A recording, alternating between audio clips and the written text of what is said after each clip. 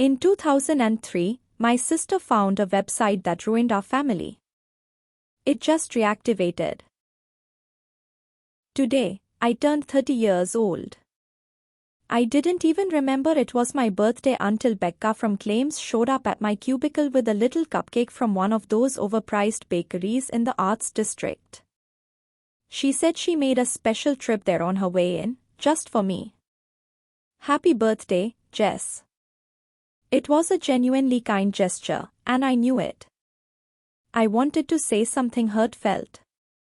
Something like, "Thank you so much for thinking of me, that's really kind." But what actually came out of my mouth was, "Cheers." I've never said that in my life. It's not my thing. I'm not British. I'm not charming. And I definitely don't deserve cupcakes from people who are just trying to be nice. Becca gave me a tight smile, nodded, and walked off. I pretended I didn't see the awkwardness on her face, and she pretended it didn't sting. I spent 20 minutes in the bathroom trying to cry quietly into a handful of scratchy paper towels. I ran through about 100 ways to apologize. I imagined buying her cookies from a rival artisanal bakery. I dropped them off with a funny note. I'd make her laugh. Maybe we'd all go out for drinks and karaoke. Maybe I'd finally let myself be normal. But the truth is, I'm not. Not anymore. My coworkers are always trying to include me. Birthday cards. Invites to parties in the break room. Warm smiles and polite conversation. I always say I've got a meeting or I'm on deadline. It's easier than trying to explain what's wrong with me, why I can't join in. Maybe this story will explain why. Earlier today, my mom called. I didn't pick up. I knew why she was calling.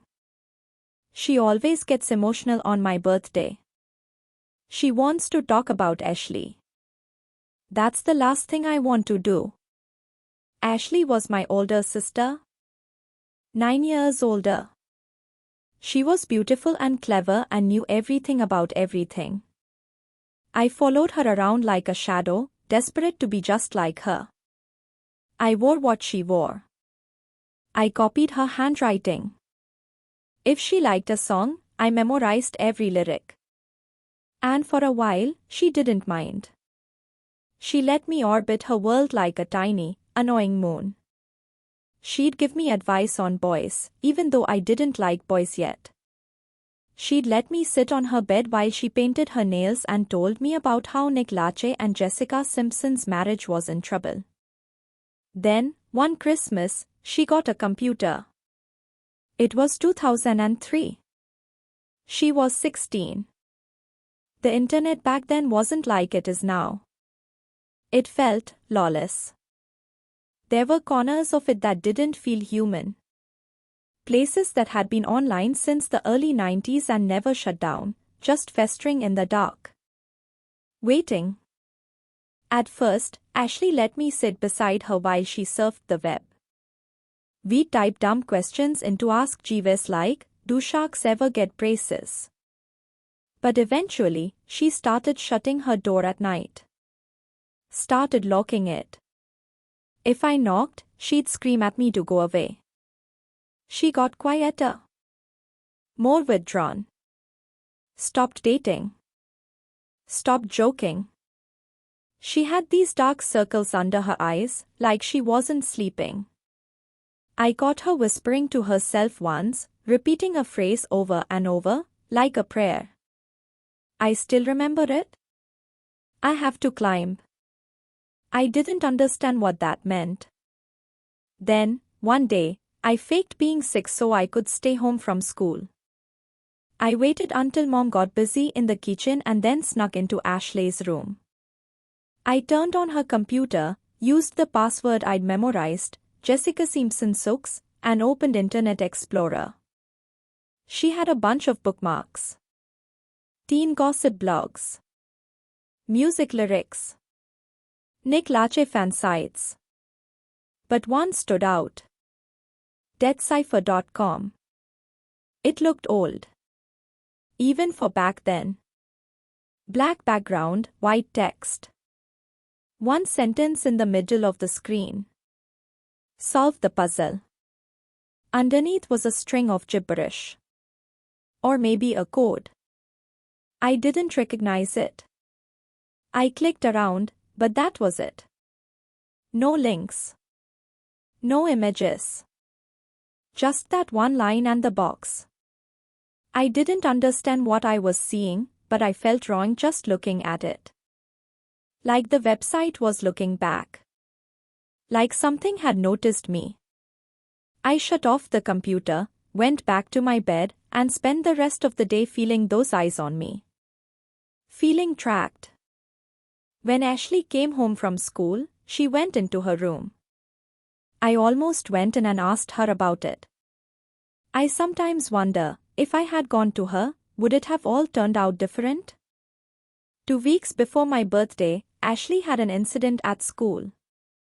The school janitor caught her on the roof. She had leaned a ladder up against the brick wall and climbed up.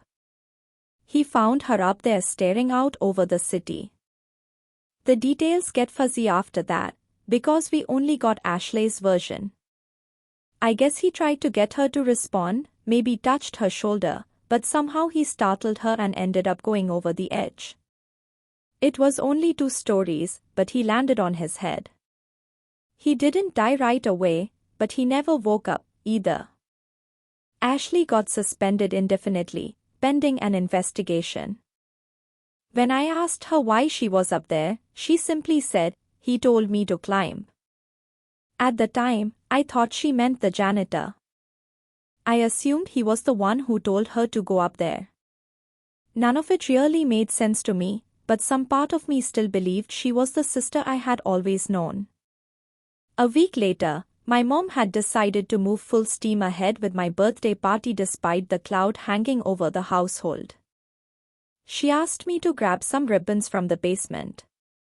On the way back up, I saw Ashley's bedroom door cracked open. Her backpack was on the bed, but she was in the shower.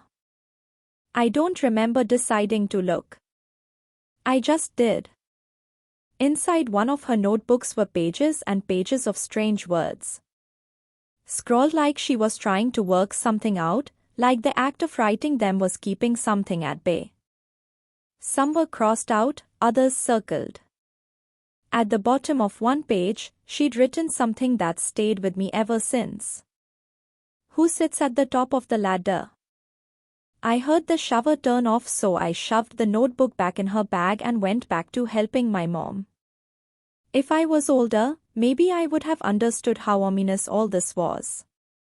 Maybe I could have connected all the dots and seen that something was really wrong with my sister. But I woke up on the day of my birthday expecting cake and games with all my friends. They were all supposed to arrive at 2, and I anxiously hovered as my mother prepared everything in the kitchen. I didn't actually see Ashley that day. I only heard her bedroom door open and close. By the time I stepped up to the bay windows and looked down the hall, she was gone. I thought she went into the bathroom, but she actually went into the basement. I didn't realize anything was wrong until the doorbell rang. The first guest had arrived, a girl from my class named Caroline, and Mom went to let her in. That's when she noticed the basement door was cracked open. "Ashley," she called. No answer. She opened the door fully, took a step down, and screamed. I remember her scream more than anything else from that day. I remember how her hand shook when she reached for the phone. I remember the way the cops spoke in hushed voices, like they didn't want to wake something. Ashley was found at the bottom of the basement stairs. No bruises. No wounds. Just gone. Her body was limp but undamaged. Her expression blank. Her pupils dilated like she'd stared at something for a very long time. The EMT said her heart had stopped. Just like that. Like a light switching off. They couldn't explain it. No drugs in her system. No trauma. No signs of self-harm.